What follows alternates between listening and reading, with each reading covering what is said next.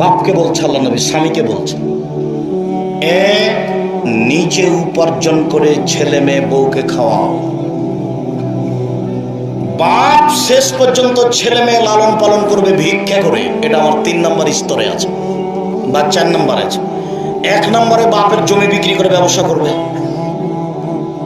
ব্যবসা বড় না হলে কলা বিক্রি করবে, নইলে চকলেট বিক্রি করবে, নইলে মানুষের বাড়িতে কাজ করে ছেলে মেয়েকে পড়াবে।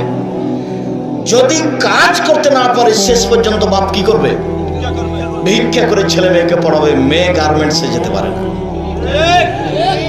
বাপের শেষ পরিণাম কি? ভিক্ষা। তবু ওই বাপের ছেলে মেয়ে গার্মেন্টসে যেতে পারে না, অসম্ভব। যে কোনো অন্যায় উপার্জন করতে যেতে পারে না। বাপ বেজা আছে, ও বাপ ভিক্ষা করে খাওয়াবে। আমি আপনাকে বুঝাতে পারিনি, আমি অক্ষম। আল্লাহ নবী বলছেন, তুমি তোমার ছেলে মেয়েকে তোমার উপার্জন খাওয়াও। কিভাবে খাওয়াবে? কিছু করতে পারে না, কি করবে? ভিক্ষা করবে। সেটাও তার উপার্জন। ভিক্ষা জায়েজ, তবে ভালো নয়। না, বুঝাতে পারি না কথা মনে হয়। ভিক্ষা জায়েজ, তবে ভালো নয়। শেষ পর্যন্ত বাপ ছেলে মেয়েকে কি করে খাওয়াবে? ভিক্ষা করে খাওয়াবে। তবু মেয়ে গার্মেন্টসে যেতে পারে না। জাতিকে বুঝাতে পারলাম না বাপ কাকে বলে।